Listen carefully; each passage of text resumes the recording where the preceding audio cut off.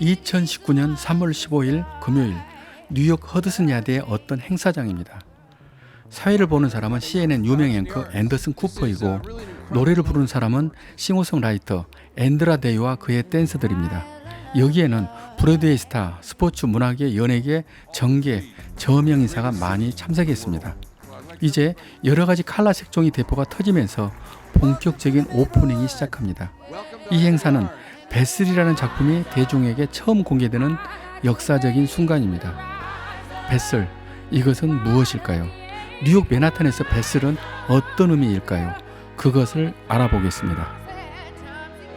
일단 정확한 이름은 아닙니다. 우선 그릇이나 선박을 뜻하는 말 배슬이라고 이임씨 이름만 지어놓고 실제 진짜 이름은 나중에 공모한다고 합니다.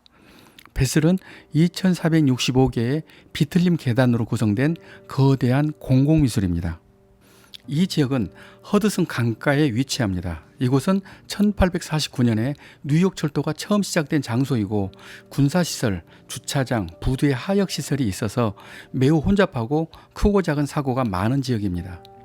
더구나 주변에 매춘부들까지 많은 이 지역을 데스 어베뉴, 죽음의 거리라고 불릴 정도로 낙후되고 우범 지역이었습니다. 그래서 2001년부터 허드슨 야드 프로젝트라는 도시 재생 사업으로 상업과 주거시설이 가능한 복합단지를 조성해서 새로운 관광단지를 만드는 중입니다. 그래서 이 지역의 상권을 살리는 기념비적인 랜드마크가 필요했습니다. 작가는 영국의 유명한 건축가 토마스 헤드윅의 작품입니다. 그는 고대 인도의 스텝 웰이라는 계단식 우물에서 영감을 받았다고 합니다. 작품 배슬의 설치 비용은 2억 5천만 달러, 우리 돈으로 약 3천억 원에 가까운 비용입니다. 사실 저는 이 비용이 이해가 가지 않습니다. 제 짐작으로는 500억 원 정도면 충분할 것 같은데 너무 많은 비용이라고 생각합니다. 작품을 선정한 사람은 이 프로젝트의 총괄 대표 스티븐 M. 로스입니다. 그는 이 지역 상권을 살릴 수 있는 획기적인 작품을 원했습니다. 난다긴다는 유명한 작가와 많은 디자인과 아이디어를 보았지만 마음에 들지 않았습니다. 그러다 토마스 헤드윅을 만나서 배슬을 선택한 것입니다. 그렇게 애를 써서 선정한 작품도 설치되기까지 쉽지는 않았습니다. 여기서도 역시 반대하는 사람이 많았습니다. 작품 배슬의 외모를 보고 뱀가죽 찻잔, 빈대라고 놀리고 심지어 쥐도처럼 생겼다, 쓰레기통이라고 합니다. 그리고 뻑더 배슬이라는 제목으로 에세이가 나올 정도였습니다.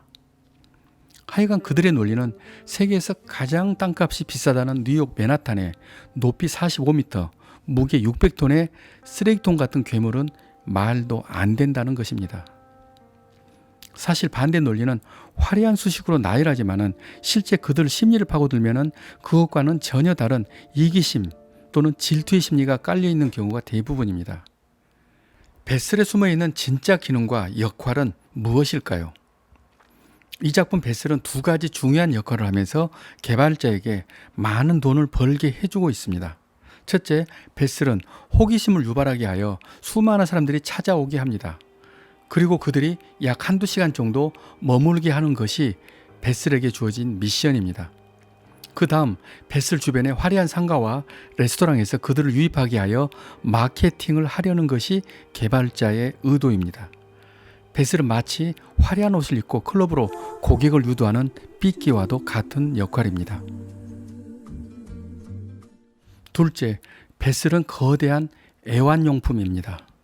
다시 말해서 인근 고층 아파트 건물의 어메니티 역할을 한다는 것입니다. 여기서 어메니티는 애완용품이나 장식품을 말하는 것인데 사람들이 배슬을 오르고 내리면서 주변 사진을 찍거나 연인들끼리 포옹하고 입맞추는 모든 장면이 주변 고층 건물 입주자에게는 볼거리, 즐길거리라는 사실입니다. 이것은 애완동물이 노는 것을 보고 즐기듯이 배슬이 연출하는 풍경을 보고 즐기라는 것입니다. 이렇게 배슬이 제공하는 재미난 풍경의 가치가 주변의 상가나 고층 빌딩의 가치로 연결되는 것입니다. 어찌 보면 이것은 개발자의 노련한 의도이면서 한편 얄미운 수이기도 합니다. 그러면 허드슨 야드 도시재생 프로젝트는 성공한 것일까요? 한마디로 대성공입니다. 배슬은 SNS에서 수십만 장의 인증샷이 나올 정도로 단숨에 인기를 얻었습니다. 이제 베스를 찾으려면 최소한 일주일 전에 인터넷으로 등록해야만 갈 수 있습니다. 근처에 입주한 기업은 미국을 대표하는 고급 백화점 니만 마커스를 비롯하여 100여 개의 명품 매장과 고급 브랜드 상점이 입주했으며 이 사업으로 5만 개 이상의 일자리가 창출되었습니다. 기존에 완성된 고급 아파트도 거의 다 매각되었고 수백 채가 새로 더 지어지고 있습니다. 데스 어베뉴, 죽음의 거리로 불리웠던 우범지역 허드슨 야드의 완벽한 변신입니다. 한마디로 과거를 묻지 마세요입니다. 과거를 묻지 마세요. 그러면 가장 핵심적인 성공 요인은 무엇일까요? 이 사업의 성공 요인은 여러 가지입니다만 저는 단 두 가지 결정적인 성공 요인을 말씀드립니다.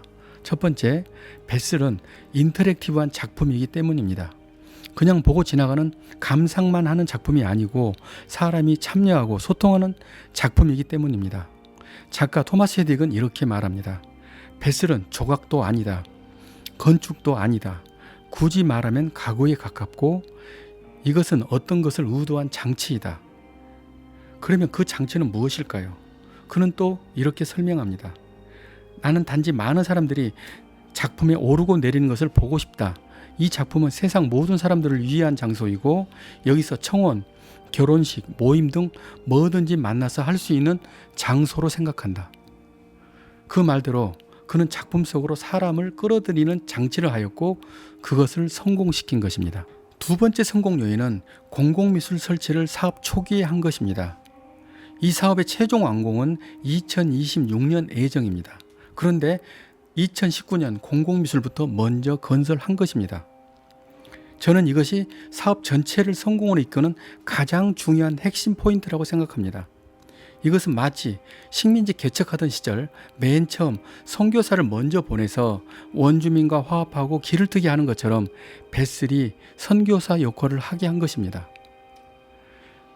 뉴욕시 당국과 스티븐 M. 로스 회장은 미리 베슬을 준공하고 분위기를 띄우는 아주 기발한 결정이 성공의 핵심 포인트가 된 것입니다.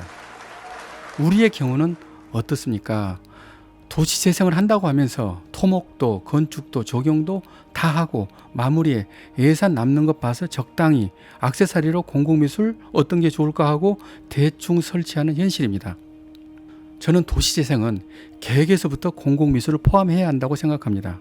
그리고 베슬처럼 진정성 있게 전략적으로 해야 합니다. 이제 공공미술은 나중이 절대 아닙니다. 가장 먼저입니다. 여기까지입니다. 저는 대한민국이 문화예술 강국이 되는 것을 꿈꾸는 작가 이철이었습니다.